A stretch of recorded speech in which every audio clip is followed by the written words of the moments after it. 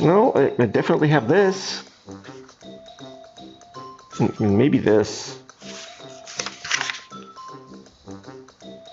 And this to the side of that. There's only one thing left to do. What are you up to today? Write my will? Dude, why? Have you seen what I'm sick with? I've got the whole list. Well, that escalated quickly. What illnesses? Have you been reading my medical encyclopedia again? Yeah. Oh, by the way, do you know what would be awesome? Not drawing pointless conclusions based on zero evidence? Nah. If a machine could diagnose a sickness, will that stop you from writing that will? It could, if it reads my symptoms correctly. Oh, come on, even my 8-year-old son can tell that you don't have Alice in Wonderland syndrome. But I could have it. All right. Let me think about it.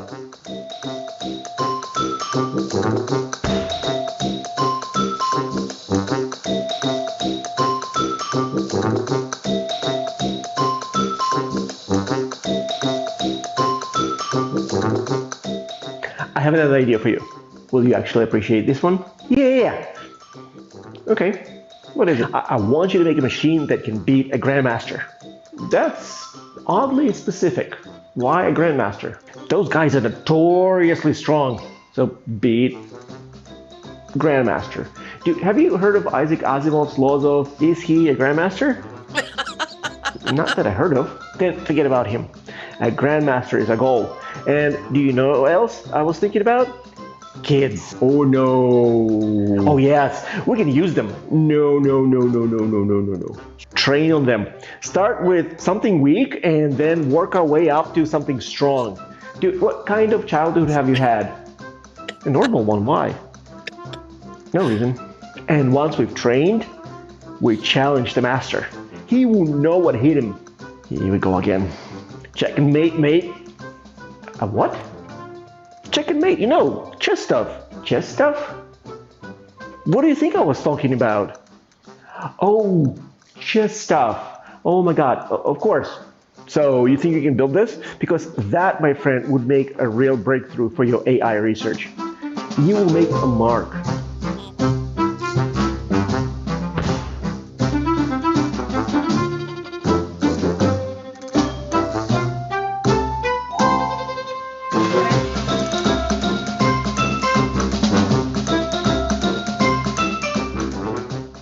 Hey, why so sad? I just broke up with my girlfriend. Dude, so sorry. You know what would be awesome? I am not making you an artificial girlfriend.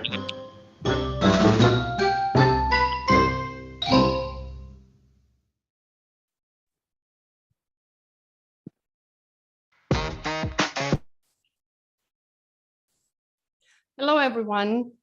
Please write in a Zoom or YouTube chat if you can hear me. I would like to check the both channels. I can hear you fine, Natya. Yeah, great. Let's also wait in a YouTube chat if people can hear us. Okay, great. Thank all of you for joining our webinar about AI in software testing today. I'm Natya, CEO of Exactpro Georgian office, and I will be a moderator of today's webinar. Exactpro provides functional and non-functional software testing services for mission-critical technology that underpins global financial markets. Our work life in the company and beyond the company as well is quite closely connected to AI nowadays. On a daily basis, each of us may be dealing with AI solutions from various fields like medical diagnosis, education, vehicles, etc. Much like in other industries and domains, AI has been starting to take on an increasingly important role in software testing and development.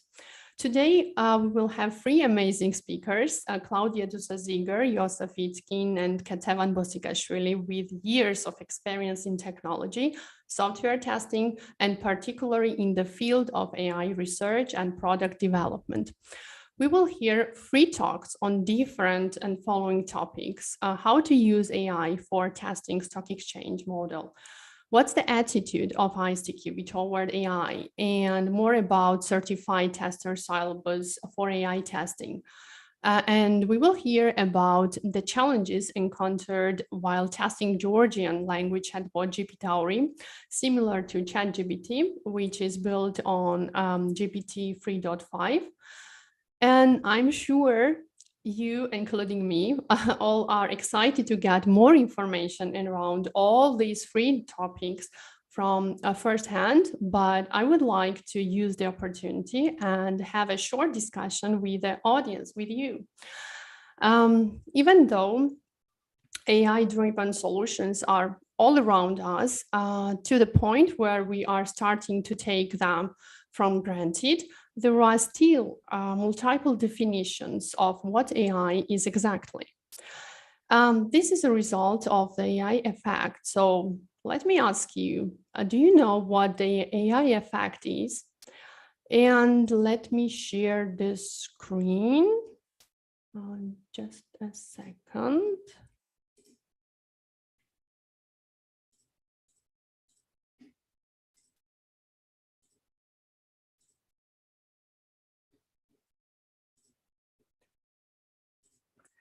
Okay, maybe you have heard this information somewhere, you know already the answer, maybe even from our nice video that you watched already. So try to guess. You can just scan QR code, try to guess the answer, and we will see it online, how it goes with the answers. Just scan the QR code and try to the answer.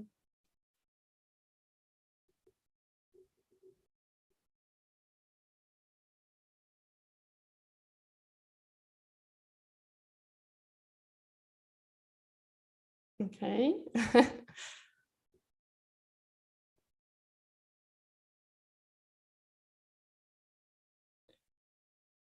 Okay, some people started answering. Or you can try also different options, like try to join slide.com and then enter the code. This is the second option as well. To join this poll and try to answer.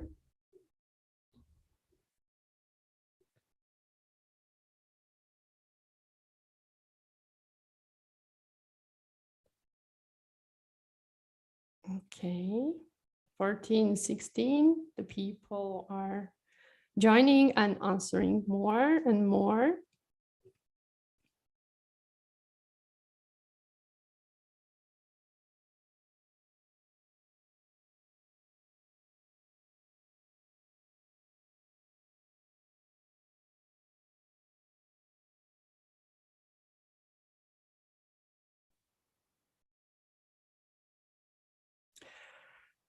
Okay, I think at this point, we can stop voting.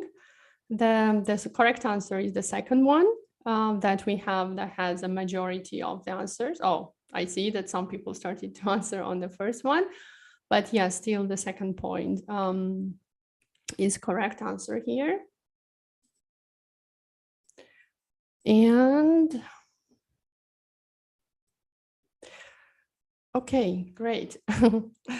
Before we dive into the presentations, I would like to mention that communication for the whole webinar will be the YouTube or Zoom chats. Also, if any of you would like to ask the question directly, you can try to unmute yourself as well, but only during the Q&A sessions. Therefore, during the presentation, you may write your questions here, or just keep them in your mind, wait till the end of each speaker's presentation, and we will have time dedicated to Q&A session. Now, my honor to introduce our first speaker, Claudia Dusa-Ziger, the president of ISTQB. ISTQB started looking into AI research in 2019 and launched the development of a certified tester syllabus for AI testing. Would be interesting to know more about this product, the development of it, and overall ISTQB attitude toward AI.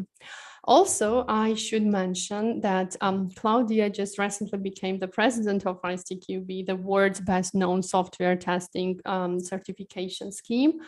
And my sincere congratulations to Claudia on this amazing achievement. And I think now we can start the first speech. Claudia, you can start. Thank you very much. Yeah, it's a great honor for me to speak in your webinar, and I'm very happy to be here. I hope I'm not here because I was the elected ISTQB president, but because I was actually heading the group, the task force that was developing the AI testing syllabus. And this is actually a topic that is very close to my heart. So I think it is important, and I would just like to take you on the journey, what we did and how we went along with it. So ISTQB goes AI. I know that you all know ISTQB. Just bear with me for a few seconds to get you into the vision and mission why we're trying to work on new topics. So ISTQB is here to enhance, to improve, to advance the software profession. And our mission is really to define and maintain a body of knowledge so that all testers can participate and use these knowledge. So working on the body of knowledge, incorporating new ideas is definitely part of ISTQB. It's part of the vision. And if we go one step further, we have 10 mission statements. And even in the mission statements, we state that we need to work on the testing body of knowledge. And for me, also important, number 8, we need to work together. ISTQB is not the only group of testers in the world. There are a lot of smart people out there, and we need to work together. And that's actually what we did. What we also do is that every now and then ISTQB runs surveys, roughly every 4 to 5 years. And to my knowledge, our marketing group is currently preparing the next survey. But this are what you see on the screen are the survey results from the last survey from 2017 and 18. And one of the questions was, what new technologies will be important for testing in the next 5 years? And you can see on the top is security. We already have a security syllabus, but the next most important topic was artificial intelligence in general. And then if we go further down, even machine learning as a more specific topic, but artificial intelligence was in there. So we decided we need to look into that. So then 2019, we really started approaching this area.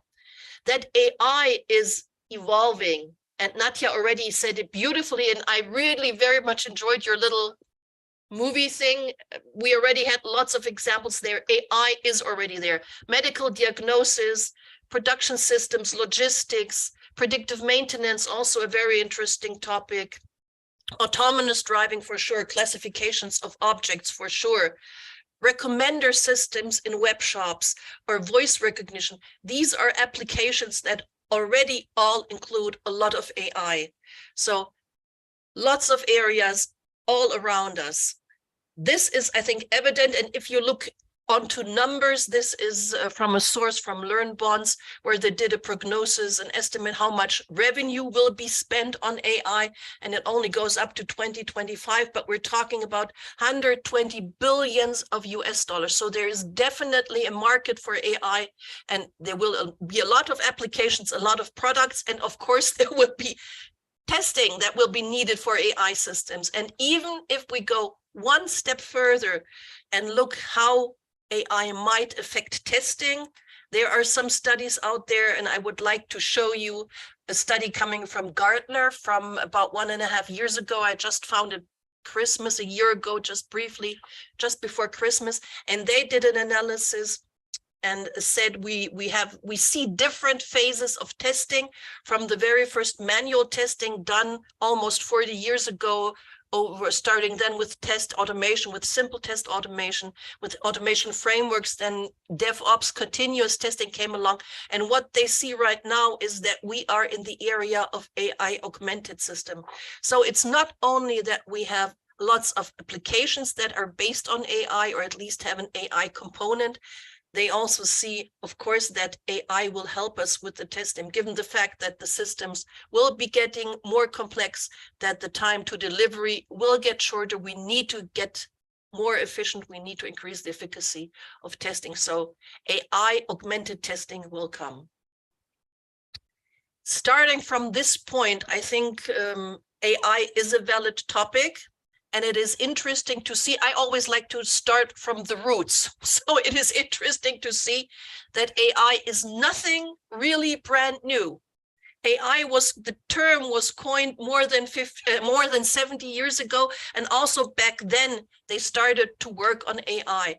Back then in the 1940s, 50s, they started with simple things like the modeling of one neuron. Yeah, how can you model a neuron with a mathematical function? You have inputs, you have a threshold, you have an activation functions. So how can you do that? That was one part, and the other part goes into the direction of mathematical modeling and deduction logic.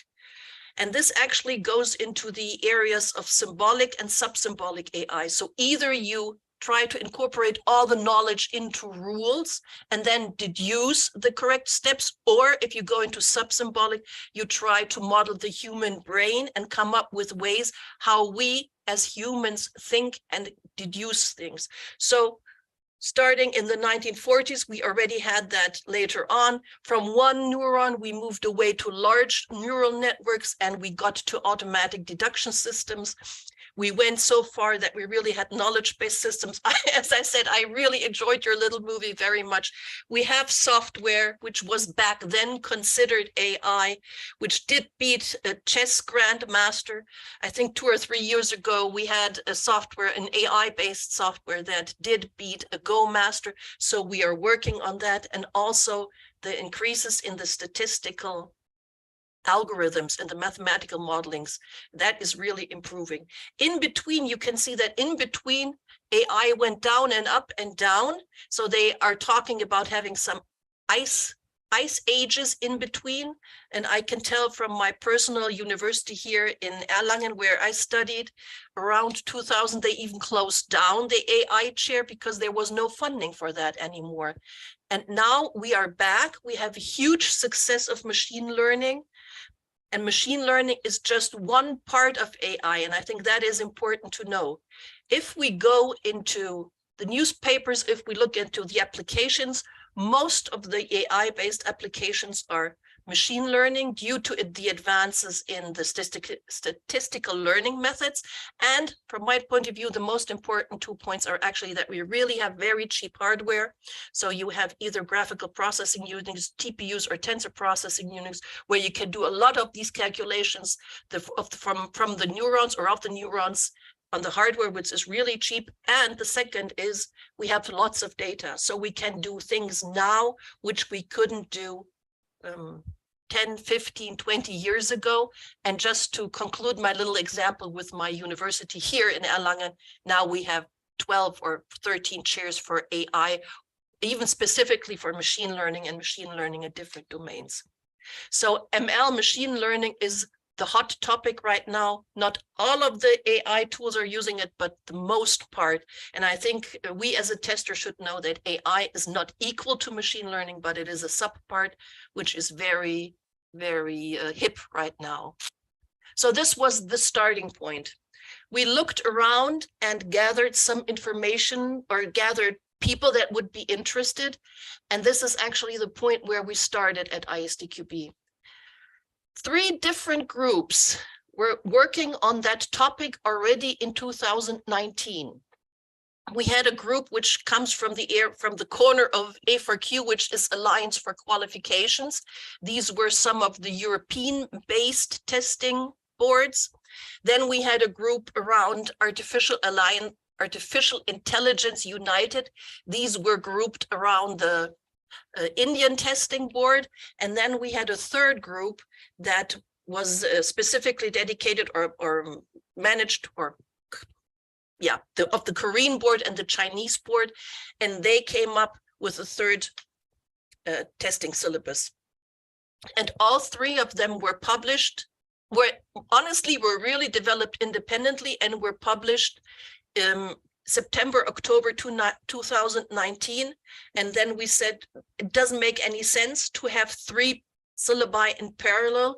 We need to combine our knowledge. We need to come together. And this is when we said we're going to collaborate. We're going to join efforts, put all the knowledge that is in the 3 syllabi together, and then create a certified tester AI testing under the ISTQB label. And that is what we did. And I had the honor and the pleasure to actually guide this exercise or guide the development. And it was a lot of hard work, I can tell you. So 2019, we came together at the GA in fall and decided we want to do that. And the actual work really did 2020 in January. We started with the business objectives. What do we really try to achieve with this syllabus? What is the candidate supposed to learn, the tester supposed to learn once we go through that? And we had a total of 169 learning objectives and 16 hands-on objectives, which we had to merge. And you can really see it here. It was a pretty simple exercise. You have the 3 columns in the Excel sheet for the 3 different syllabi. We did that with all their learning objectives, and we went through every one. We went through every line in the Excel sheet, discussed if we should keep it, if we should remove it, if it would be worth being in there or not, if we had some wording glitches, some terminology glitches, that we actually really moved it together. And at the very end, we all agreed on the syllabus we have right now. You can see that the focus or the emphasis of the different syllabi varies. So here we have a large portion in the first one, where the third one has very little, and it's also vice versa. So at the beginning, the third one has more, and the other one has more. So it was really a lot of technical negotiations. What do we need to keep? What do we want to give to the customer? What should be in there? And at the very end, after all this work, we came up that we will have 3 different blocks. The first block will be to give the candidate an introduction to AI, definitely with the focus on machine learning. So that was the very first part, which is roughly 1/3 of the syllabus. Then the second part deals with testing AI. So how do you test AI-based systems? And then we said, one group was particularly keen on that. He said, okay, we also need to, at least to give an idea of how do we test with AI? How does AI support us during testing? And this is the structure. We have 3 major blocks. Altogether, we have 11 chapters, but we have 3 major blocks. One focuses on giving you an introduction to AI. The second block focuses on how you could test it. How would you approach it? What different techniques do we have? And the third one is actually how could you use AI for testing? The syllabus altogether was released in October 2021. So by now, excuse me? I think I'll just ignore it. So the syllabus altogether was released in 2021, which is now 1.5 years. And it came up to a 4-day training with some hands-on exercise. We introduced hands-on exercise to force the training provider really to work with tools and actually let the candidates experience how neural networks work, how you need to work with data in order to improve it, what overfitting, what underfitting is. So we do have a syllabus that, from my point of view, is very, very comprehensive. And I will walk through the content because I think here it's a little bit overwhelming. And I'm just going to focus on the part that are the most interesting for me. So it's not a complete introduction. It's just like some highlights. What I think what is really important. So the first part, remember, was introduction to AI, and there we start with terminology. We didn't, Nadia and I, we didn't talk about, or she didn't tell me that she's going to do a poll what the AI effect is, but you need to understand what the AI effect is. You need to understand what narrow AI is, what super AI is. So we really start out with AI terminology so that we all have a common understanding. We also discuss a little bit what is human intelligence and what is artificial intelligence, but that is another story. That perhaps is more for the coffee break. So in the introduction, we have the terminology issue. Then we briefly just give you an impression that AI is not only machine learning, but also reasoning techniques, also search algorithms. And it will be briefly, just very, very briefly listed. And then we decided against some other opinions, we decided to actually give and have some examples in the syllabus. So if you are looking for an AI development framework, you will find some examples there. Most of them are open source systems like scikit-learn, where you can, which is Python based, where you can actually do and experience some AI, or PyTorch or Keras. So you will actually find some names. And this holds for the development frameworks and also for the hardware, so that you can get an impression that the GPUs, TPUs really play an important role. So this is the very first step, just to get a basic understanding what is AI, and then also get some examples what is currently on the market. The second part of the introduction is that the syllabus focuses on the quality characteristics. There are some specific characteristics that are different for AI-based systems than for what I would call traditional systems. If we're talking about self-learning systems that adapt to new environments, you have to test that differently. So you need to be aware that these systems have these characteristics. So characteristics like flexibility, autonomy, then bias towards particular groups of people or towards particular situations. Then the topic of ethics, yeah. If an AI system decides where to go, how to drive, you need to take care of the ethics. Is it ethical to make this decision or that decision? Transparency, to increase the trust into an AI system. Transparency is a point. You need at least to have a global idea how it works. So we will discuss that, so that the people, that the candidates or your colleagues in the training understand what actually the characteristics are and where some problems may come from, or some challenges actually come from. We will also discuss, or it is also discussed, that we have reward hacking. So how can you attack the system? And we will talk about safety and AI, since autonomous driving was already, since AI is used in autonomous driving for a long time. So that's also a small part. After the characteristics, we will definitely, or the focus is definitely on machine learning. So we will talk about the different ways how you can learn.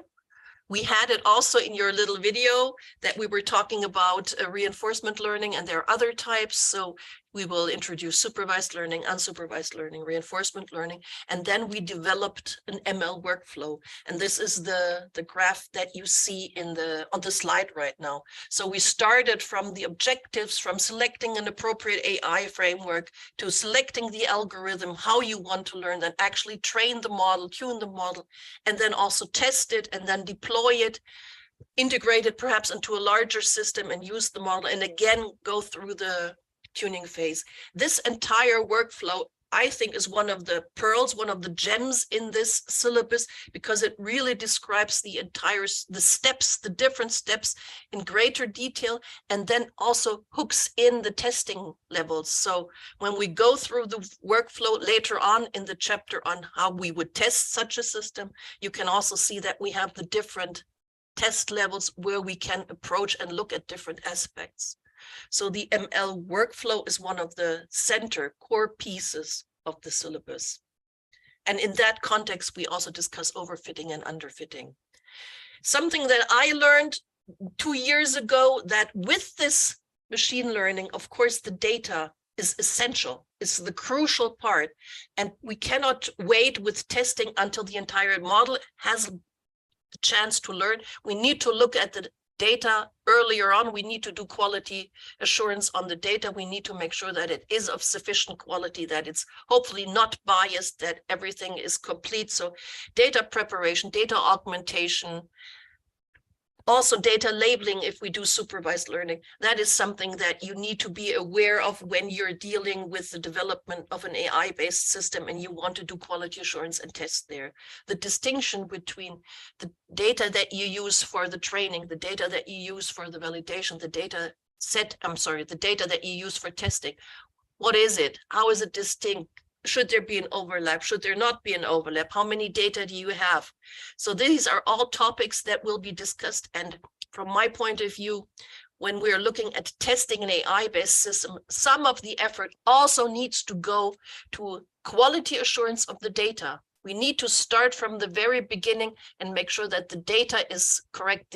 The quality of the data definitely influences the quality of the final result or the output of your AI-based system. So we need to look there. So machine learning data, how you need to deal with it, how you can work with it, how it needs to split up, what quality issues are there, is also a part of the syllabus.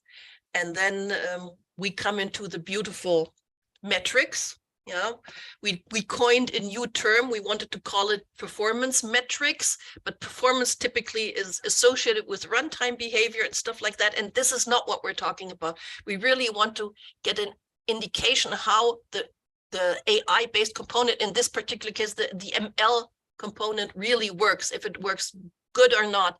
So it's about the functional performance. And we started from the confusion matrix, which you see on the screen. And then we describe different metrics like accuracy, precision, the recall, the F1 score, and even some more. We give examples for metrics for classification, for regression, for clustering, and then we discuss also some limitations and what you would use when, so the selection topic.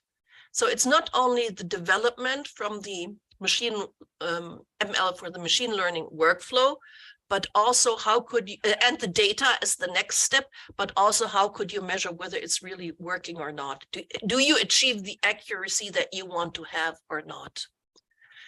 The last point of the introduction are neural networks. Neural networks altogether, what is it? What is the idea behind a neural network? What is a deep neural network? How does the activation function work?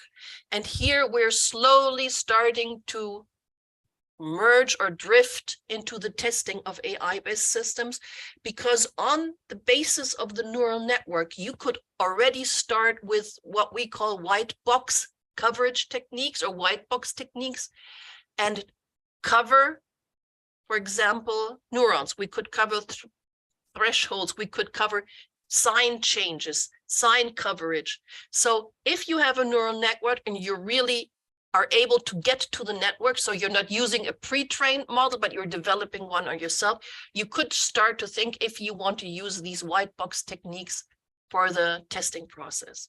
So what is a neural network? How does it look like? What is an input layer, a hidden layer, and so on will be discussed in this last part. And you can see, because we're already talking about testing here, that we're now moving to the second part. In the second part, the focus is really on how would you go along to test such systems. And following the machine learning workflow, we really look at the different steps where we could integrate the testing. So we have an input data testing at the very beginning, an ML model testing, then a component testing, and so on. So we defined different we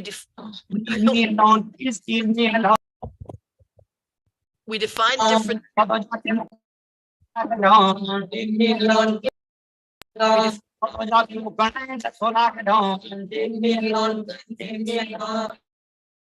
we define different test levels, and in connection with the test levels, we also looked at test data.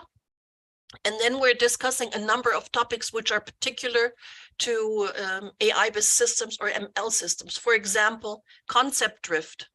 If you have a data set, let's say you have data how people are moving to work and from work from the time before Corona, and you learned on that basis, and now you're still trying to apply it in the time of Corona, where the working place has definitely shifted, and a lot of people are staying at home, so we have home office. It doesn't work anymore. We have a concept drift here. The underlying assumptions are not valid anymore. How do you detect that? How could you test for that? Or how could you test for bias, for automation, bias in general, but also automation bias? So there are a number of aspects that are really particular to AI-based systems that we're looking for. We also look at the challenges that come from the particular characteristics. So we're discussing how are you testing autonomous systems? How are you testing self-learning systems? What challenges do you have there? Are your test cases also self-learning? Can you adapt them? We look at the fact that AI-based systems are typically or are not probable, are non-deterministic, so we have probabilistic systems. So how do you deal with that? How do you come up with test cases for that?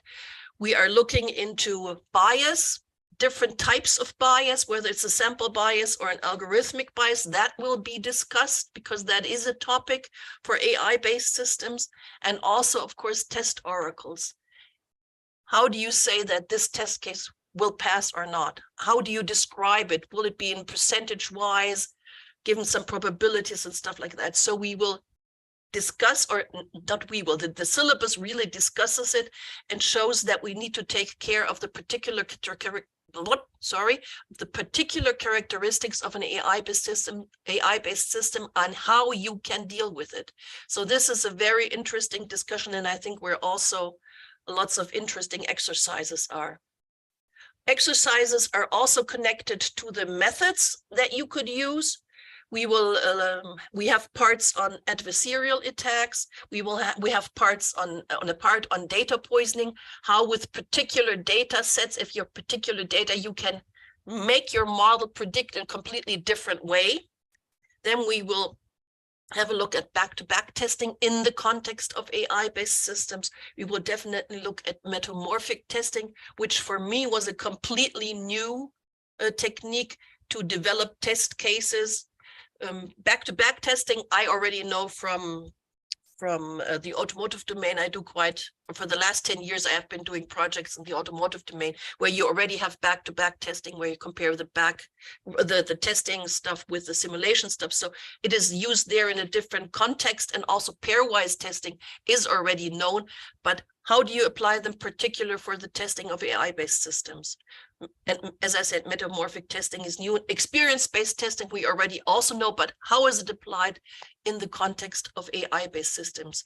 And here, this chapter, this section of the syllabus really deals with lots of exercises so that you can get hands-on experience how to deal with it.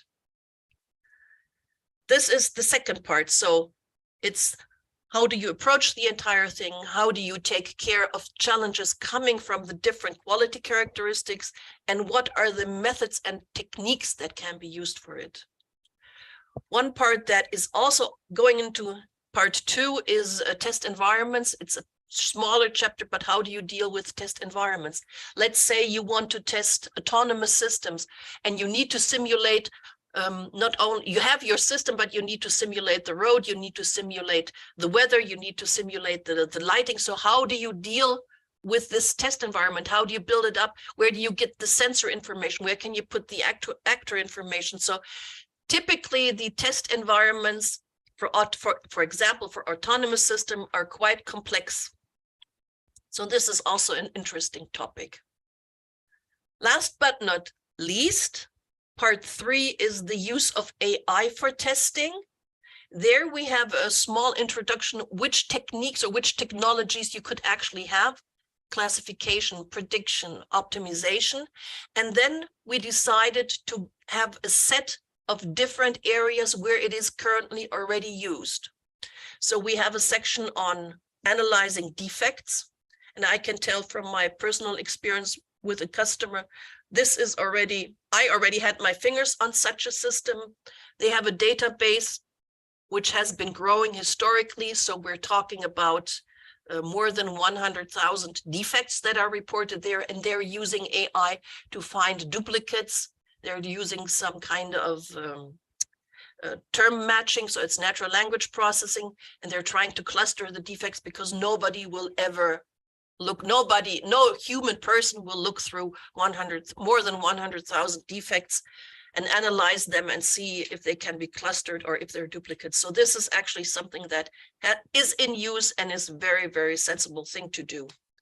AI for test case generation is something I have not yet seen that, but there are examples for that. optimization of regression test suites is also a very hot topic, at least here in Germany, based on the changes done to the software based on the previous data from previous test runs. The AI component gives you a prediction which test cases out of your huge regression test set should you pick, and in which order in order to get the most defects out of it. This is very, very interesting and seems to work quite well once it learns sufficiently with your current data. So this is a very, very interesting topic, and it kind of goes along with defect prediction. There are also some systems that do defect prediction based on the current information on the coming of the development process and coming out of the testing process. And the usage of AI for testing interfaces, I think this is perhaps that is well known to you. This is when we're having systems that are able to learn if on a graphical user interface that a button has moved or has been slightly reworded, then these systems can learn these differences and are able to detect or classify that component that you can use it. So this is actually already used in some of the GUI tools. These are the examples we decided are already known and established. There are much more, but these are the ones we figured or we decided are worth discussing. These are, and this is just one part. So testing with AI actually is the smallest part. We are already discussing whether we should upgrade our syllabus because a lot of has changed. The material is from 2021. In 2021, nobody talked that much about AI as we're doing right now. The entire ChatGPT really pushed off a huge discussion. I don't know about Georgia and Sri Lanka, but definitely in Germany, you can find articles on AI almost every day in the newspaper. So we're discussing whether we should upgrade it and add some more information. Natural language processing, which ChatGPT is using, is mentioned in the syllabus, but it's not a specific topic, and definitely it's not used as ChatGPT is not used as an example for AI for testing. To wrap it up, the certified tester AI testing syllabus, in my opinion, and I hope it's not only because I was working on it, is an excellent introduction to AI. If you have no idea how it is working, you can get an overview. You will definitely not be an expert after one day, definitely not, but you will definitely know the key concepts, you will know the terminology, you will know what learning types there are, and so on. And you will also understand the machine learning workflow and how that works. So I think getting into the area of AI, this is not the worst you could do. I can tell because 3 years ago, I bought a lot of books. They're typically very thick because they cover all different aspects of AI. And I think here you have a very good short introduction into AI and into machine learning.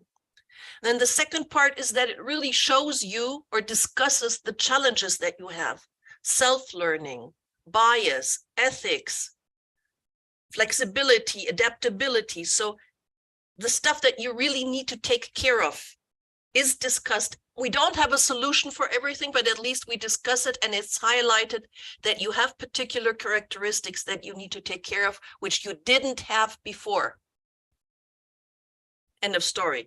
And then, of course, we also give examples of new techniques. We show test techniques, and we also give examples on how AI can support the testing.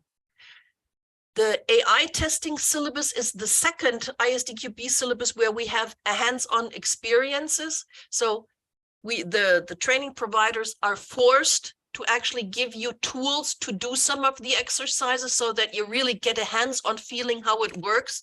So it's a mechanism to make sure that you're not only doing paper and pencil exercises, but see how a system reacts. And I think that's also valuable. So from my point of view, it is a very good syllabus and really worth if you want to get into the area of AI. Since then, I mean, this is my summary slide. So Nadia, we could stop here. I just want to give you one more pointer because I'm also working in standards, and I know that for the foundation level, we're also working with quality models. Currently, there is already a technical report out and 29119 part 11, which deals with guidelines on testing of AI-based systems. This standard is pretty much in sync with our syllabus because the convener of that group that wrote the standard is one of our authors, so we're fine here. And currently in discussion, so draft international standard, which will published, I hope, within the next 1 or 2 months, there is a quality model for AI-based systems, which will be released, hopefully, by summer. We couldn't use it because back then it was not ready yet, but it will come. And I hope that we then can perhaps rework some of the quality characteristics that we have in the introduction part. And just for your information, ISO-IEC has started with a new subcommittee just on AI, and some standards are to be expected there. So some stuff will be coming. In Europe, we have the AI regulation effort, which is going on. There are a lot of people that are concerned how AI rates credit lines, how AI does the autonomy, the decisions and autonomous driving. So there will be some standards that will have to be followed, perhaps also some certification, we will see. And last but not least, for the fun part, I am not concerned, honestly, I'm not concerned about the increase of AI. I think we will all keep our jobs. They will be different. I compare it to manual testing, to automated testing. When test automation came along, everybody was worried that testing will not be needed anymore. And that definitely is not true. So I think it will be pretty much the same also with AI. We will need to learn how to work with AI, how to take care of the quality. So I'm not concerned about the increase in artificial intelligence. I would be more concerned with the decrease in human intelligence. And that is the end of my presentation. Questions? Thank you, Claudia, very much. It was very interesting, as always. And by the way, the last slide was also very interesting that a lot of people ask and then have the same concern for the last time. Oh, definitely. Transparency is an issue. Yes, definitely. Yes, so now we have Q&A session, and I already see the questions in YouTube chat. So let me try to go one by one. So the first question goes, are there any plans to releasing an in-depth explanation book like Red Black's Foundation of Testing was the foundation level of ISTQB? Yes, there are plans. 2 colleagues of mine are already working on it. Fair enough, we're starting with the German version that should be released also this fall. So it is coming. And I think once it's published, the translation will be the easier part. But yes, there are plans. And I hope within the next 6 months. Nice. How many testers already took ISTQB AI certification? Yeah, I was afraid that somebody would be asking that questions. I don't know. It has been released in fall 2021, and then people need to pick it up. So I would see it's about up and running for a year. I think we're still talking about low 3-digit numbers, but I don't have the exact numbers. Now, coming from a testing company, so we're just doing testing and QA, we have the training in our portfolio since last summer. And I can say that last year it was very, very slow. I think last year we had only 2 trainings, but this year we already have in-house trainings and more trainings. So it is picking up. It is picking up. I think it's a question of time that people realize that you have different challenges and that you need to look at it. But I will check the numbers, Nadia, and I can send it to you by the weekend, but I didn't that question just popped in my head before the meeting, and I said, damn, I forgot to check that. It's fine. Another question is like, could you please share if there is any plan of releasing certified tester AI testing version 1.1 in the nearest future? And thanks for the interesting session. Thank you very much. We are discussing it. If we want to do it, I don't know how familiar you are with ISTQB procedures. If we want to do it, we have to ask permission from the member boards, from the General Assembly. And the plan is definitely not to start it this year, so perhaps next year. But we also promised to do it because we, against the suggestions, against the advice from some people, we added some examples for the environments, for the frameworks, for the hardware, and I think we need to update that. So I think next year we will start working on it. Okay, how can we ensure that the ISTQB AI testing course will remain relevant and up to date as AI and machine learning technologies continue to rapidly evolve? Yeah, that's exactly the point. We need to update it in regular intervals. If you have been following ISTQB, you may see that this is not happening to a lot of syllabi. We're currently working on Test Manager, where the last version is from 2012, and this is not what we want. So we're definitely not going to wait for 10 years, but we would at least give it 2 or 3 years, which would make a start next year. So I think we need, given the fact that the technology advances so fast, it's like spring, it's blooming now, it's popping everywhere. I think we need to update it. And my idea, or actually the answer is that we're going to do it in regular intervals. So it's not that there will be 2 versions. I would hope for that we have every 3 or 4 years that we have a new version, in the hope that it is less work than writing it from scratch. Then we can just limit the work, but we need to keep it up to date and rework it, definitely. And it's not just to add GPT so that we have one more buzzword, but I think technology really has improved or has advanced. Thank you. And another question, will there be a certified tester AI testing glossary? There is already, there is.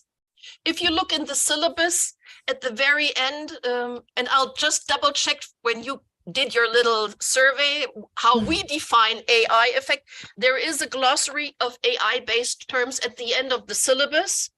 And AI effect there is defined as the situation where a previously labeled AI system is no longer considered to be AI as technology advances. So there is a glossary in there.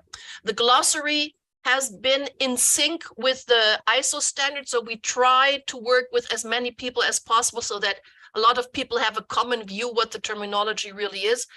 So the AI related terms are in the syllabus itself. The AI related terms that are relevant to testing are in the ISTQB glossary. So either way, you can have a look at them. Okay, thank you.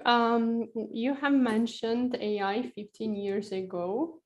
Can you give us a brief description of what AI was called in earlier ages? Yeah, let me just go back perhaps here. No, that's too early. AI back then, if you think of the system Deep Blue, that, for example, was using no machine learning, definitely not. It was rule-based systems that did beat the chess master. Or, for example, if you think of medical systems, they had expert systems where you could describe, like in your little video, where you could describe your symptoms and they would come up following the logic. They modeled the experts' know-how. If this and this and that, you could have like this automatic deduction system, then it would say you have a flu or you have malaria or whatsoever. So if you want to look at automatic deduction system, expert system, rule-based system, you will find a lot of old AI systems. Also, speech recognition. We already have ELISA was the name, where you could talk to an AI. So that has been, the ideas have been around for quite some time, but with the amount of data and with the amount of cheap hardware, it just exploded now, and we're mostly focusing, not all systems, but mostly focusing on machine learning. So yeah, if you go back, there's a lot of stuff. There's a lot of stuff out there. And I see also one comment in the Zoom platform as well. Interesting presentation. My main concern is about the security of data. Yeah. It has come into news that AI has been used for scam, etc. The way it can be misused is very scary. It would require a lot of work on safety before one may feel safe to use it for the use of personal data, such as medical history, etc. Yeah. I think the safety and AI, just think of autonomous driving. In Germany, and I'm pretty sure all over in Europe, I'm not 100%, but definitely in Germany, you are only allowed to have autonomous driving level 3, where the driver still has the final decision where the car goes.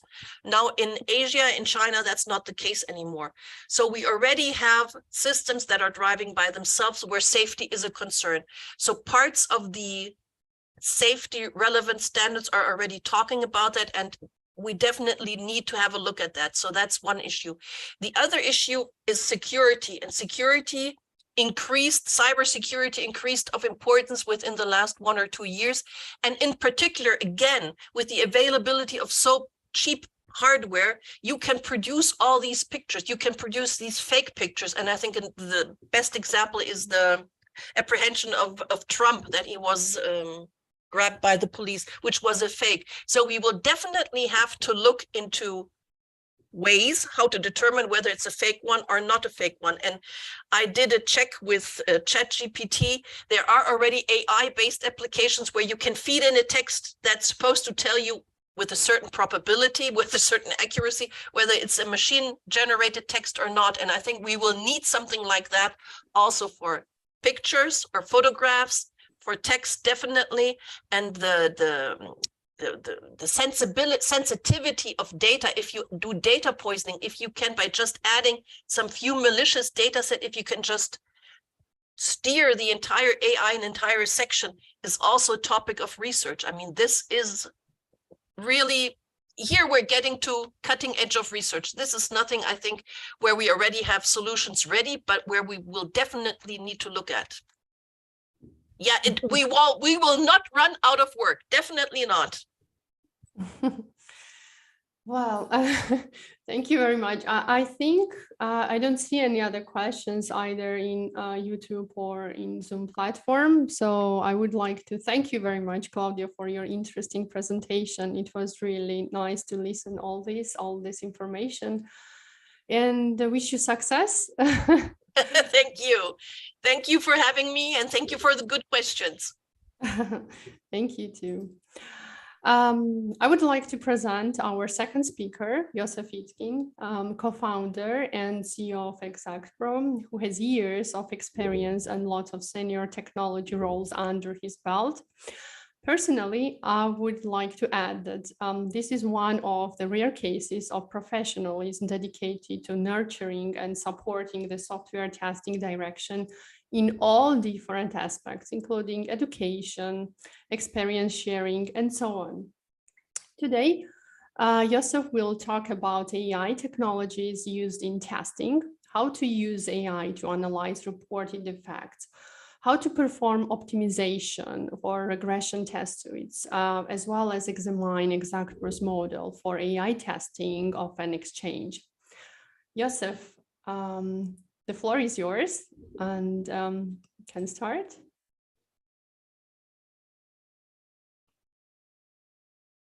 Yeah, we see the screen.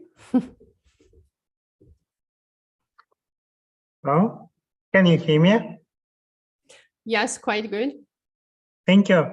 Thanks a lot for the introduction, Natya, and it's a pleasure to be here. My name is Josef Itkin. I work in Exactpro. We are a global technology software testing firm focused on mission-critical financial market infrastructures, mostly exchanges and clearing houses.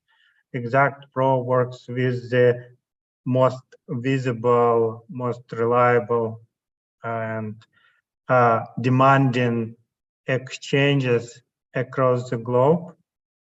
Our main delivery center is in Tbilisi, Georgia, and the second largest is in Colombo. We also have offices in other countries, including Lithuania and Armenia. Of course, Natya, thanks a lot for the invitation to talk about our experience in testing exchanges, stock exchanges, derivatives exchanges, and using AI-based techniques in order to do it. There are many materials related to software testing on Exactpro YouTube channel. We have other fun videos, including the best a tester can get, testers, and many more. So there are many fun videos dedicated to software testing, AI, blockchain, software development, etc. Please do subscribe to Exactpro YouTube channel. You will find lots of interesting materials there.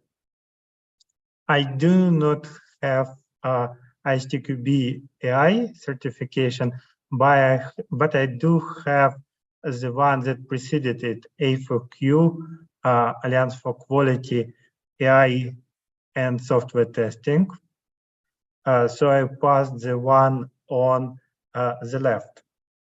That was later superseded with ISTQB Certified Tester AI syllabus. You can see some differences in material distribution between two versions of the course. And the main difference is, of course, decrease in the last part, in the third part, using AI in testing. So it is smaller now in ISTQB AI, and as Claudia mentioned, there will certainly be additional work on expanding it. Today, I will like to cover the third part of ISTQB syllabus and also give some references of its applicability to testing stock exchange systems. So this is the table of contents of the third part. It was already presented by Claudia, and there are 6 different items. So I will go across them in random order, and starting with AI for testing user interfaces. If you are interested in this particular topic, there are lots of materials available. In particular, do have a look at the Twitter or LinkedIn for Jason Arbon. They are working in this area with Tarek Keen and others for quite some time, and there are lots of interesting materials, blogs, videos, etc. Personally, I'm not very interested in graphical user interfaces because very soon the only interface between computer and humans will be Neuralink. So why bother on page objects, CSS properties, etc. So I'll focus more on other parts, on other protocols, not on user interface. Next, we will jump to the first one. So hands-on exercise, the use of AI in testing. As a part of discussion, students will identify testing activities and tasks that are currently impractical for implementation as AI. This could be specifying test oracle, communicating with stakeholders, suggesting improvements, challenging stakeholders, understanding user needs. So what would be the best way of reviewing this chapter, and who would be the best person to ask about it? Of course, we can go to ChatGPT and ask him, do you think AI can do anything of the following? And we'll give the list of items from ISTQB syllabus. And then there is quite elaborate answer on each of the 5 items. And it claims that, of course, in summary, AI can be a valuable tool for some aspects of this task, but it cannot fully replace human input and expertise. Of course, it is a line. So understanding user needs, everyone probably knows about this particular story that Target AI was able to predict pregnancy long before everyone else knew. And the key observation here is that this story is now 10 years old. So of course I can predict what users want better than anyone else. And of course, since the last 10 years, the systems have evolved. We just had limited appreciation of the system because there were no proper API to connect to these AI systems. Now, with the text-based API into ChatGPT, we can get some grasp of what is going on. So it's about hands-on experience and where AI will not be able to replace humans. The next section in syllabus is using AI to analyze reported defects. And in fact, it is a very important area for a number of reasons. First of all, when you have huge databases of defects, it is possible to apply sub-symbolic AI to explore these defects, find patterns, find duplicates, and do many other things. But there is even more specific reason why applying machine learning to defects is important. First of all, if you want to learn more about machine learning, there are many interesting materials available. The syllabus give you some structure for learning more about machine learning. There are also other fantastic materials out there available for free, including this amazing course, Making Friends with Machine Learning. And it contains a very simple description of what is machine learning. Machine learning is labeling all these things, and practical applications that are beneficial of machine learning is where we apply labels to something that matters. So if we find a task where obtaining correct labels for some data is useful and beneficial for us, these are the tasks that are ideally suited for machine learning. And in software testing, the main entity is software defect. So what is good software testing and what is software testing? Software testing is information service. Software testing is exploring software with the intent of finding bugs. And software testing is an empirical technical investigation conducted to provide stakeholders with information about the quality of the product or service under the test. So bugs, defects are at the center of software testing, and ability to correctly identify them and describe them is the main essence of software testers' job. So what is good testing? Good testing is, so what is good testing?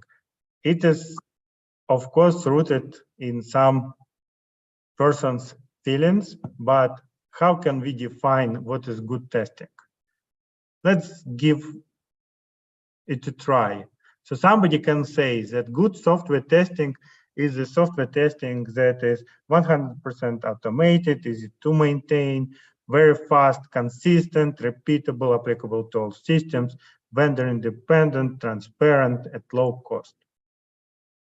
And if we will bring this list to most of the business stakeholders, they will tell us, yes, it is what good software testing looks like. In order to understand it, here's a nice part of ISTQB AI syllabus that talks about side effects and reward hacking.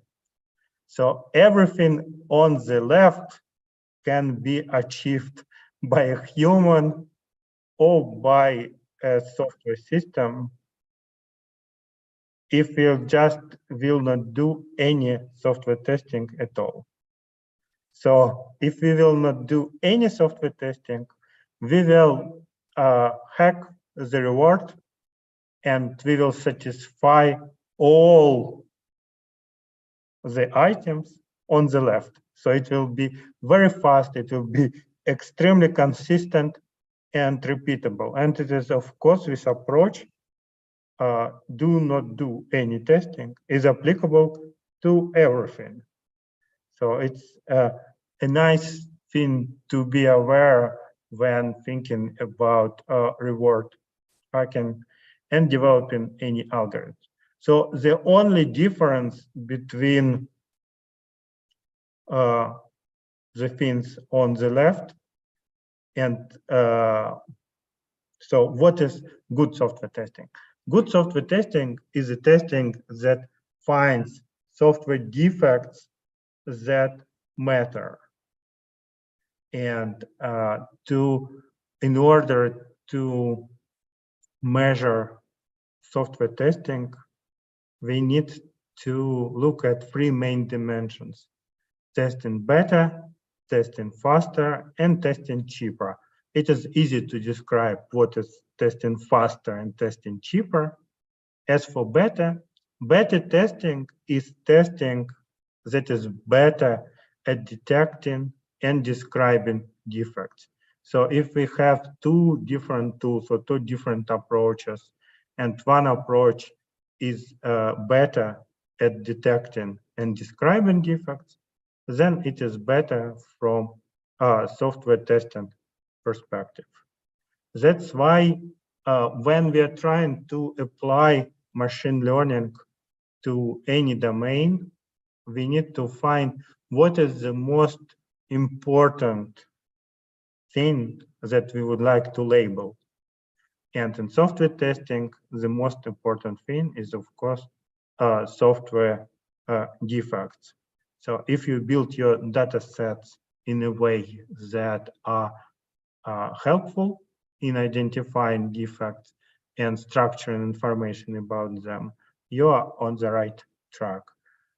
If you are applying machine learning or any other approach to something, but this something is not producing better defect descriptions or better defects, then you are applying your tools to the wrong problem, not to software testing. Software testing consists of several stages. You can look into ISTQB Foundation on the fundamental test process, but essentially we need to look at the test basis and perform analysis of the test basis to look at everything that matters. And then we perform test design. We are looking at the actions that are available, and we have to select actions that we plan to perform in what order in order to explore the system under the test. Then, of course, we have execution phase where we need to execute these actions, including setup, experimentation, and observation. And then we have to interpret the output of our actions And there are many different possibilities that can be applicable, non-exclusive possibilities. Experiment results might match our model of the system under the test, or something might be wrong with our actions, something might be wrong with the system under the test, or something might be wrong with our model of the system under the test. In fact, we can say that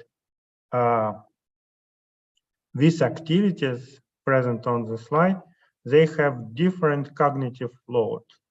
The one in the middle, test execution, is mostly mechanical.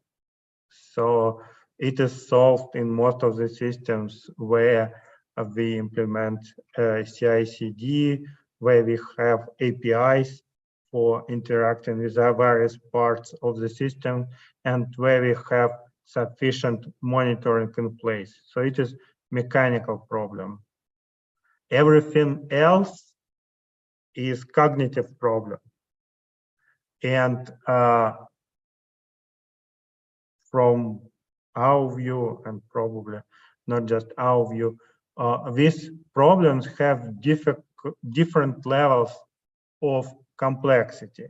So the task of selecting a set of actions and filtering set of actions that we would like to perform has medium cognitive load, but the task of interpreting the result is hard.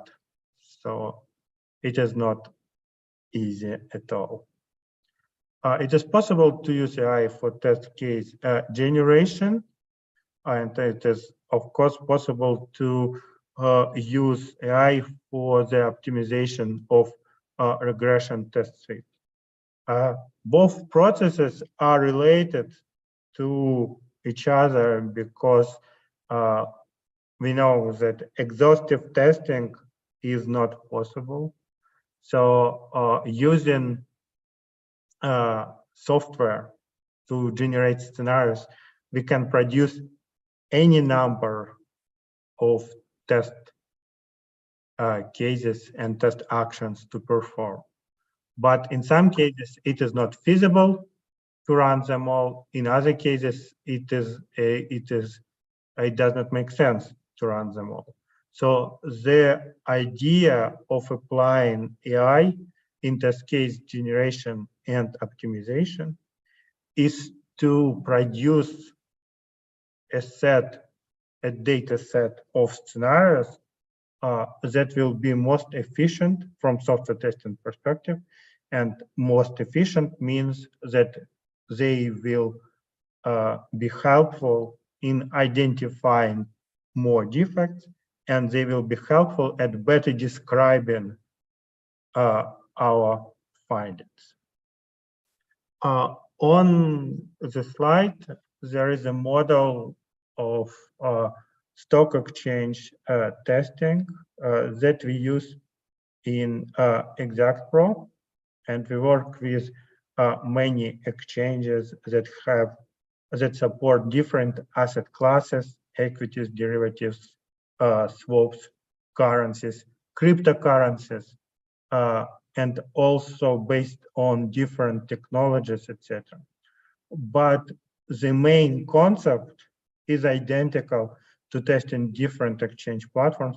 And we also strongly believe that the same approach can be applied to other types of systems. And now we are rolling out our findings from one domain, stock exchange platforms, to other domains, initially in financial sector, but we'll later look into other verticals as well. So the first step is to look into the test basis. And what we need to do, we need to digitalize the test basis.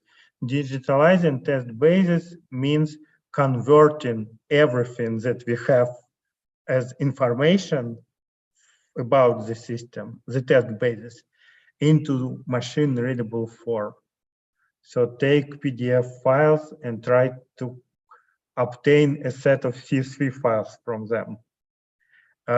Some protocol specifications now available in machine-readable dictionaries.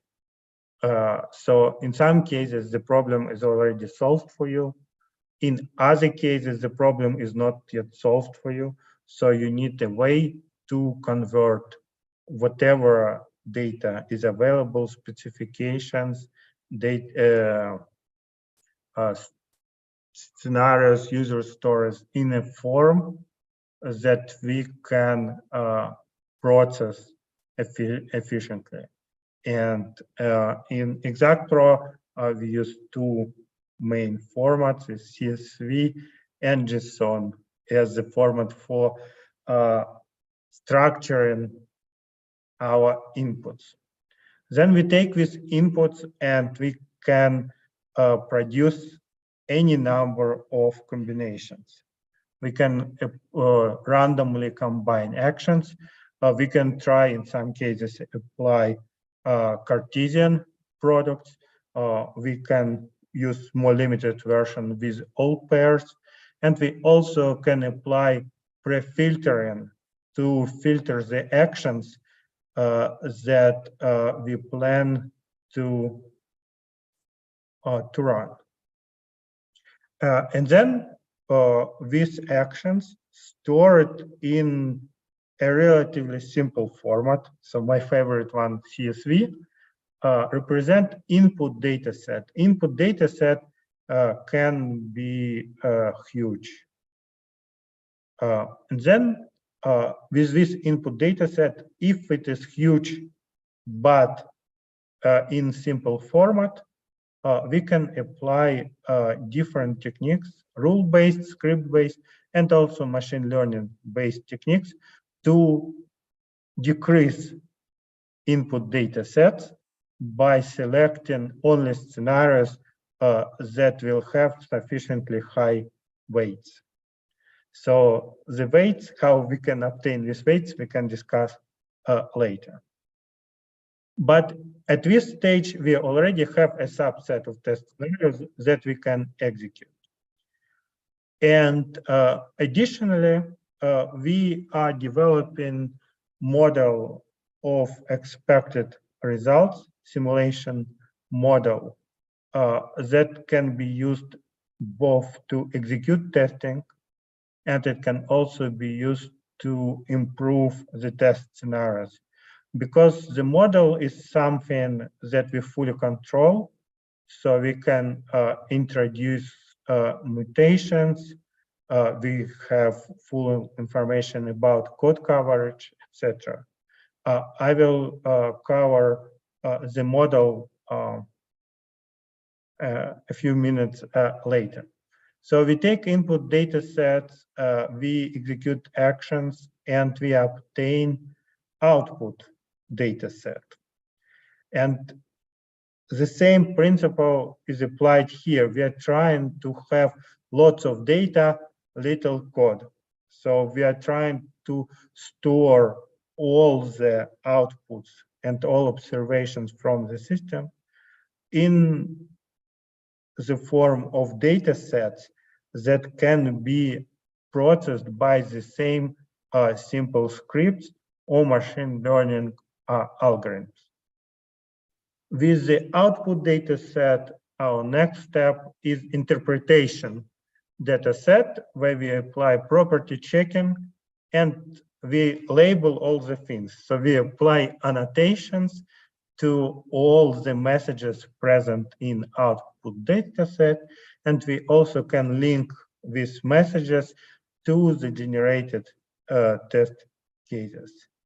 And then after applying both rule-based and machine learning based checks against output dataset, we have interpretation dataset that we can later convert into the set of weights used to improve the test scenarios. And the main weights related to improving test scenarios are scenarios capable of identifying defects. So we would like to improve with every iteration the probability of producing a test scenario capable of hitting a defect. This slide summarizes types of learning that we are trying to apply in the process. We use synthetic test data generators to produce substantial data sets based on converting test bases into machine learnable form.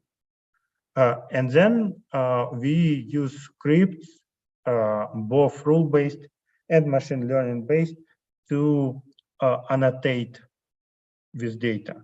So we can either ask software testers go and assign a number of labels related to the data, or we have scripts that assign labels, and these labels are later used for supervised learning. So to classify scenarios that were generated. Then, as we have a model and we can run arbitrarily many computer-assisted checks and apply both scripted and machine learning-based rules against them, it is possible to extract features using unsupervised learning from the output data set. So instead of having too many labels on output data set, we can have a limited subset of labels on the output data set. And then we use this information in the reinforcement learning and in the loop of regenerating test scenarios with updated weights and checking whether they are better at detecting problems or they are worse.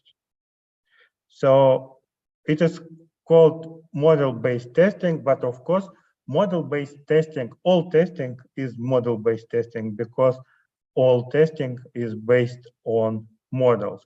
But there is also another definition of model-based testing is when we are trying to use more formal models that we can use to both generate scenarios and also to support the weighting or interpretation of the output. And the model that we use for exchanges follows under a category of technology called digital twin. Digital twin is where we have a physical or maybe software object, and we are trying to create a digital twin for it. The idea is that we fully control the digital twin, so we can obtain more information faster manipulating with it. And this idea is used across different industries. First of all, the best known, probably the first case of using digital twin in NASA was with Apollo 13, when simulation on the ground helped to return the crew safely after the problem. A couple of years ago, we've organized a course, Autonomous Driving and Software Testing, and there also were a number of digital twins. There was a digital twin of the road, and there was also a digital twin of autonomous vehicle. So digital twin is most of the time you do need a digital twin if you are trying to apply AI to software testing. Because think about it this way, if you have something where you can experiment, like virtual car and virtual road, you can run experiments again and again again and again and produce more data. As soon as you have more data, you can use it for machine learning. On the other hand, if you put a car on the road, it is very expensive to drive there. So this is the reason why models, digital twins, are so helpful in machine learning. This is a very narrow definition of model-based testing, where we take one CSV file, then we put it through a set of Python code, and we produce another CSV file with expectations. And then we use these expectations to annotate lots of the data that we produce during our real or virtual testing. Real testing is against the real system. Virtual testing is against the digital twin, our exchange models. So all models are approximations, good to know. However, some of them are useful. And also the best version of a model of a cat is another cat. So in some cases, you can also try to use the existing system as a digital twin. And to a degree, the previous version of your software is a regression digital twin for your current version. There are important properties of the models that you should take into account when trying to use models, more formal models, to support software testing, and they are mapping feature. The model should be based on the real object. So it is digital twin. Reduction feature. Reduction feature is the feature that the model should be less complex than the real thing to be useful and efficient. And pragmatic feature. In software testing, pragmatic feature is whether we can use this model to better detect defects and better describe them. Pragmatic features here can be, several things can be considered as pragmatic feature of the models. Our ability to do code coverage for the models, our ability to do structural analysis of the models, our ability to inject mutations into the models so we can run through more permutations required to support machine learning. And important limitations. So Claudia already mentioned that most of the models were available decades ago.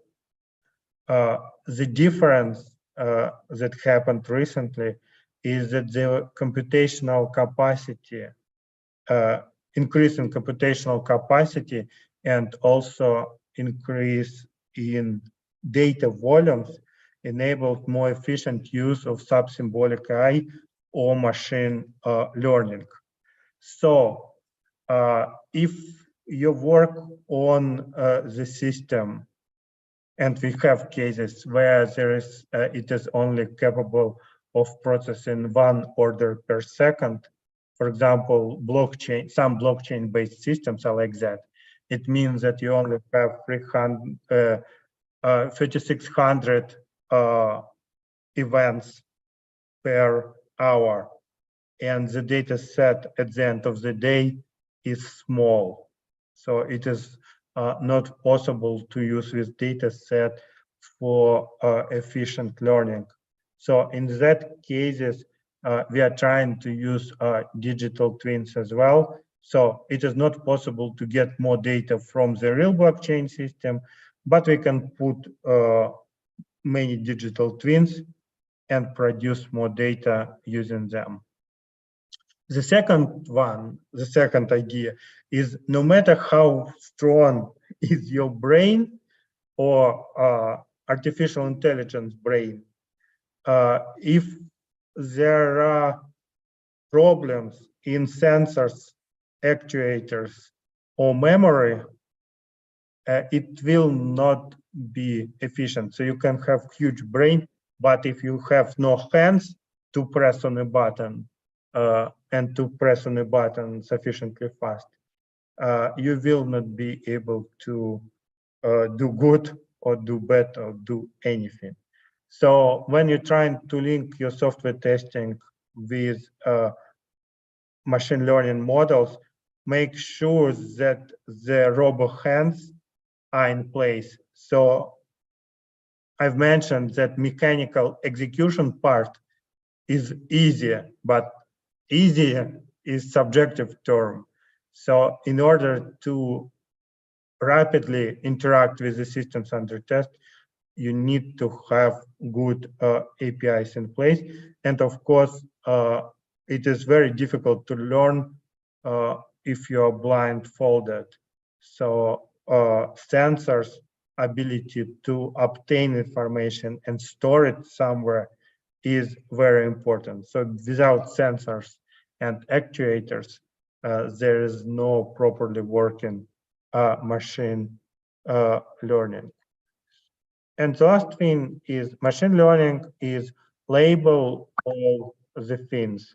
So you're trying to decrease volume of code, but increase volume of data. So convert everything into the data and make sure that the same algorithms can be applied to these data sets. So we are trying to structure all our data sets identically so we can run the very same thing against different concepts. So we can run extractors, feature extractors against traffic, against generated scripts, against specification, etc.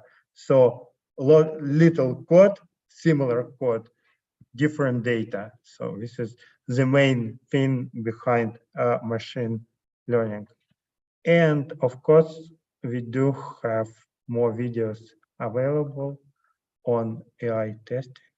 Thank you. Thank you very much for your time.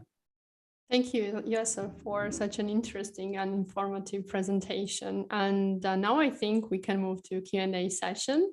Everyone is welcome to write either in Zoom or YouTube chat, or you can try and unmute yourself if you are attending by Zoom platform. And I already see some questions in YouTube. Let me read them. Do you know anything about VCM volatility control mechanism in the stock exchanges? Well, not sure about myself. I know I've checked earlier today that ChatGPT do know something about it and even suggested 10 test cases that actually some of them do make sense. I sent these test cases to a wider audience to have some fun. Thank you. Thank you. Well, I understand why a digital twin might be required for a spaceship or a car, but do I need a digital twin in website testing? Well, so there are probably two possible answers. The first one is that to a degree, your website or the previous version of your website is a digital twin of your website. It is one thing. But another important consideration is that in reality, your website operates in an environment where there are humans. So to a degree, in order to properly apply machine learning to website testing, you need to create a digital twin for a human that will interact with your website. So there should be some simulation of an eye, some simulation of a hand, and to a degree, a small simulation of the brain. Yes, so in web interactions, of course, there are humans. And while there are still humans, around. We might need digital twins in order to create better test scenarios and do better testing for the systems, such as websites. Thank you, Joseph. I think the audience may have the other questions too, but due to the lack of the timing, I should ask you to move to the chat and to continue answering in the chat as well. And I would like to introduce, I would like to ask Katie to join us, our next speaker, Ketvan Bosigashvili, CEO of Supernova Pulsar AI Georgia, founder of Biterium AI, my friend and colleague and expert with the roles of CTO and CEO at different startups. And I would like to add that she is one of the most active and experienced tech women in Georgia connected to creation innovative products. Lately, there has been a lot of interest in ChatGPT and the engines behind that.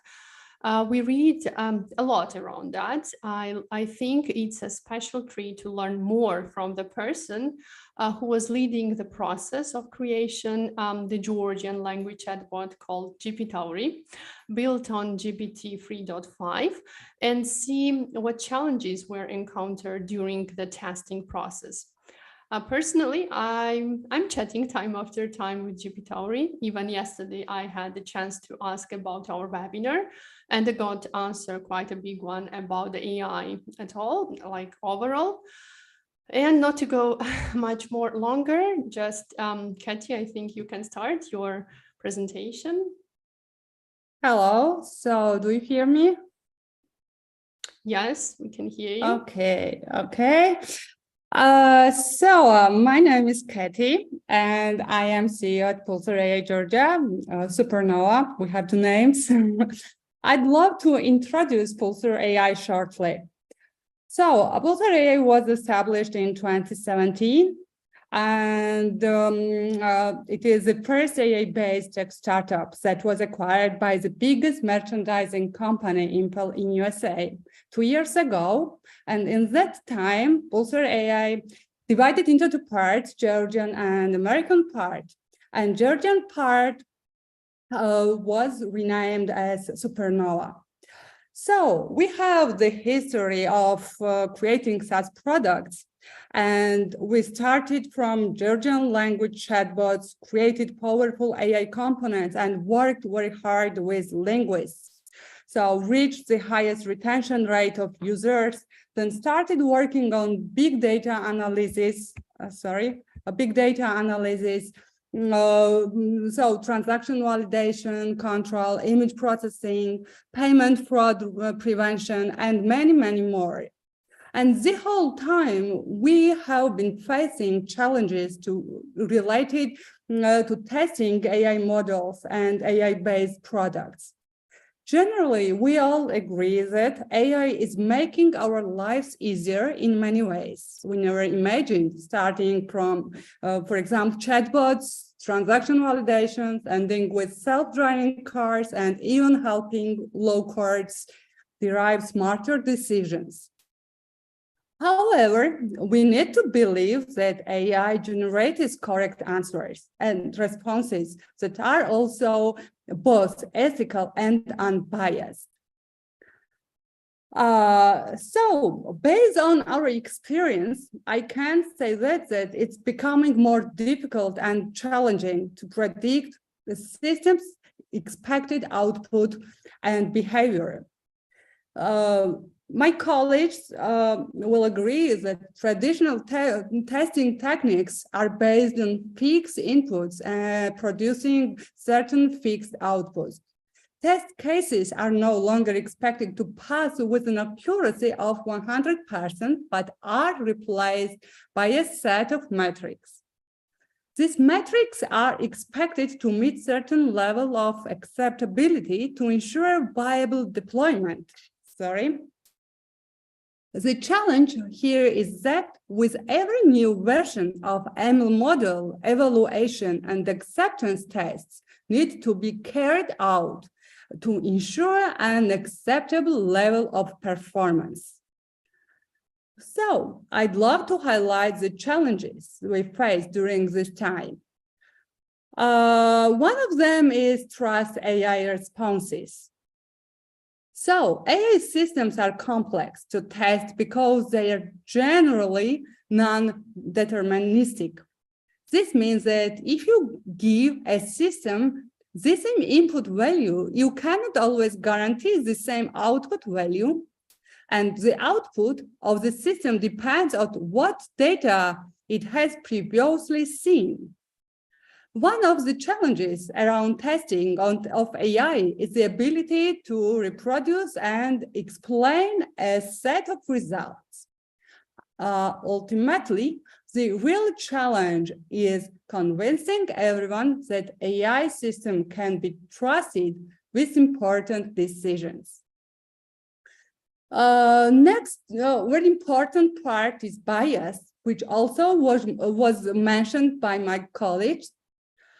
In everyday life, people and data have biases, right? All this can become embedded in AI systems as well. So, for example, if we say that the relative number of women in technology is smaller than the number of men, which can lead AI to be biased in favor of men when deciding who is more likely to succeed in a technology-based role. So machines get biased because the training data they are fed may not be fully representative of what you are trying to teach them, says IBM Chief Science Officer for Cognitive Computing. Also, there is Effectiva. So this is a company which works on emotion recognition software and analysis system.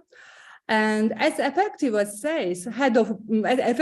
head of product strategy and marketing explains, preventing bias is in data sets is largely a manual effort. In here, organization which uses facial recognition to measure consumer responses to marketing materials, they select a culturally diverse set of images from more than 75 countries to train their AI system to recognize emotion in faces. While emotional expressions are largely universal, they do sometimes vary across cultures. For example, a smile that appears less pronounced in one culture might actually convey the same level of happiness as a smile in another culture. Our organization also labels all the images with their corresponding emotion by hand and tests every single AI algorithms to verify the accuracy. Next one is ethical behavior. Now, how do we test for ethical and not ethical behavior? So how can we handle it, you may ask, right? An example is where for example, a self-driving car swerves as a left out of the way of oncoming vehicle and collides with a group of adults waiting at a bus stop, or swerves right and collides with a person or grandmother, for example. Awful, right? Next one is amount of data. Another challenge that testers face while they are testing AI-based systems is the amount of data required to test the system. Approaching restricted data items will not provide statistical assurance of the system.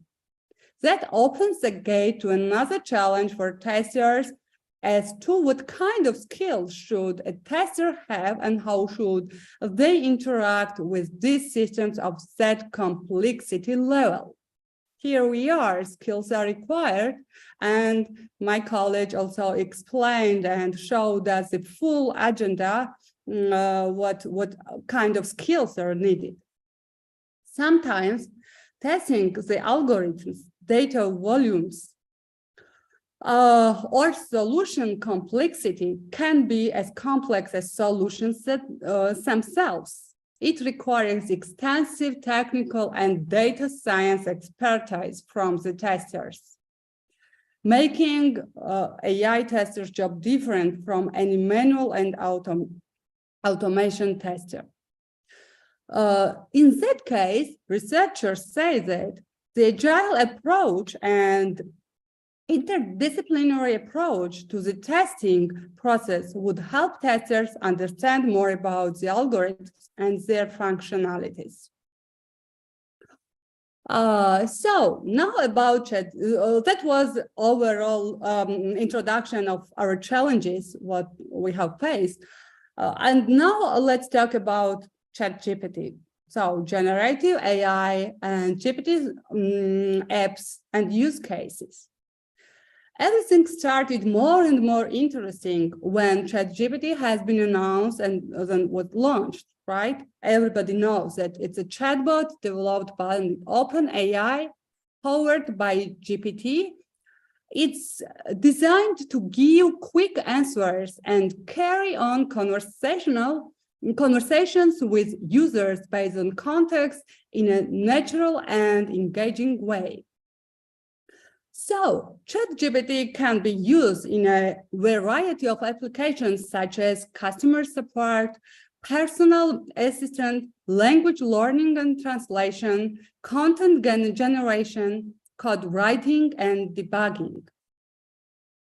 But you have to take into account that this chatbot, ChatGPT, does not have an awareness of events or news that have occurred since 2021.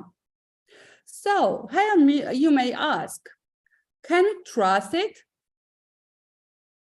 There was a publication where Department of Political Science, Brigham University, made a research how close humans and GPT responses are.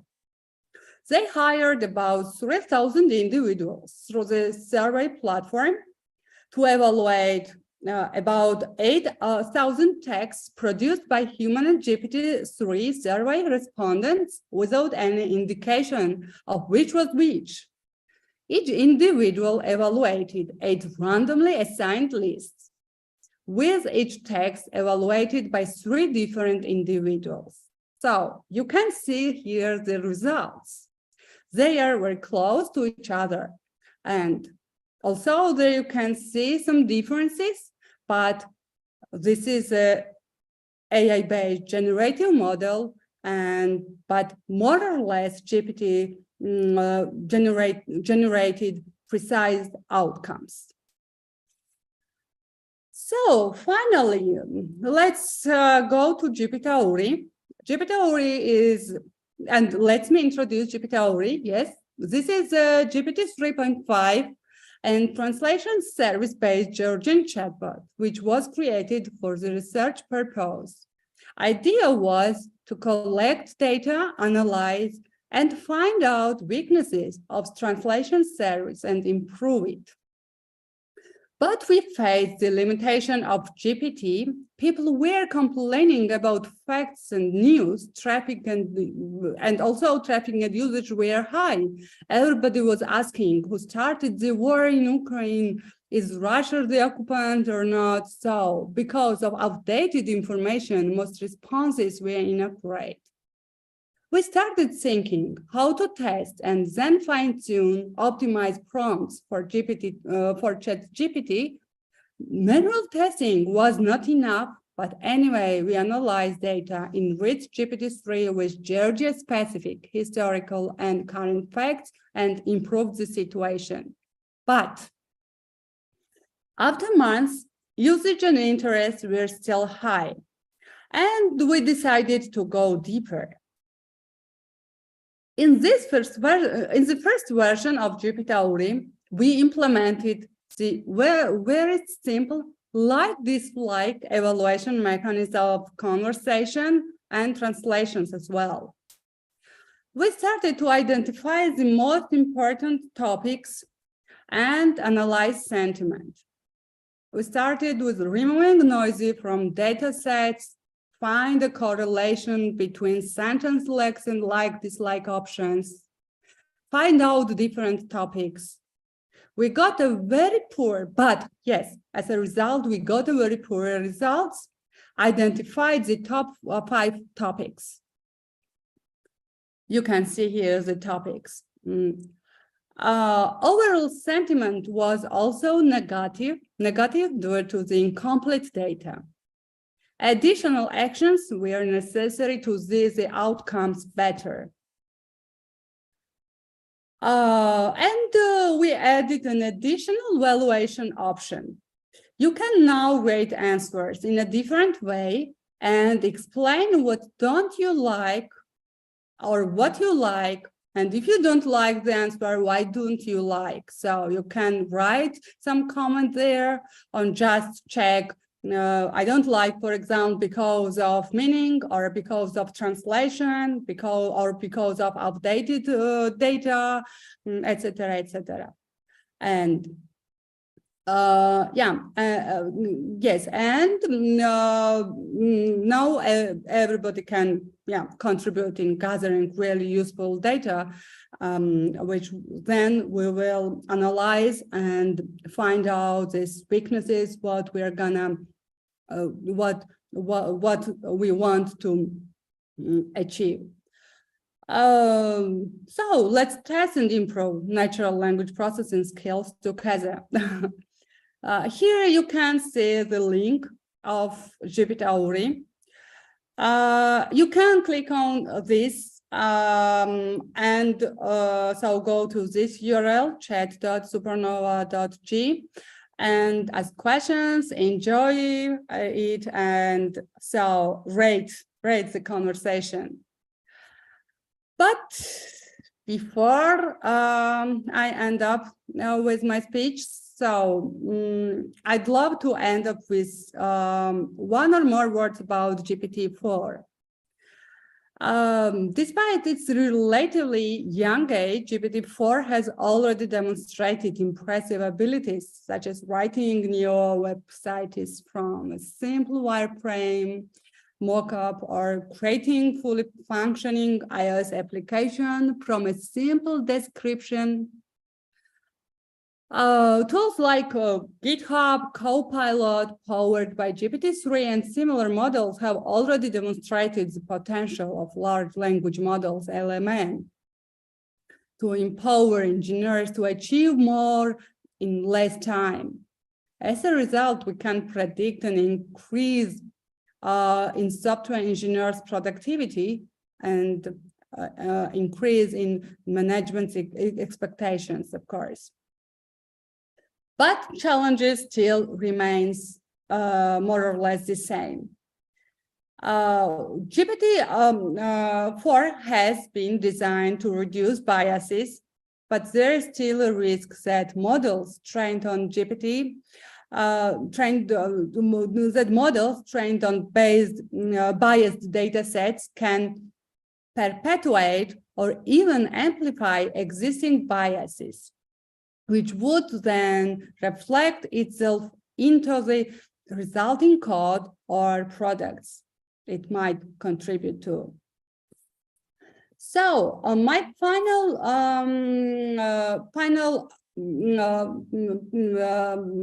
word is that therefore it's up to developers, researchers, and society as a whole to ensure that we use AI language generation technology in an ethical and responsible manner. With the right approach, we can unlock the full potential of GPT-4 and other AI language generative tools and help each other. So thank you very much. Thank you for your time. Thank you, Katie, very much for interesting information and sharing more information about GPT-Auri and GPT and a lot of different things connected to each other. And I already see one question connected.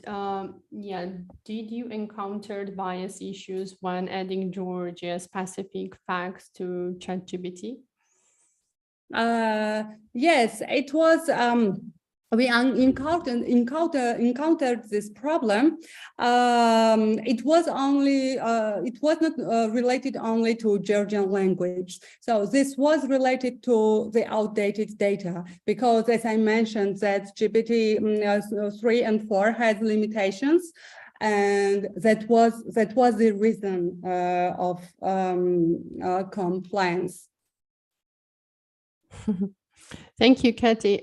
So far, I don't see currently any question either in YouTube or Zoom platform. If anyone has any other questions, feel free to write, and I would like us, Katie, to continue answering in the chat as well. And thank you once again, Katie, for joining us for today and be part of our webinar. Thank you a lot. And I would like to thank all our speakers for today. I think it was really interesting, all these 3 different speeches and all around AI. I hope it was interesting for our audience as well. And feel free to join our social channel, get more information about education, events, and interesting updates around software testing. Thank you, and have a nice evening if you are attending from Georgia, and the rest of the day from whatever you are from. Thank you. Goodbye. Thank you very much.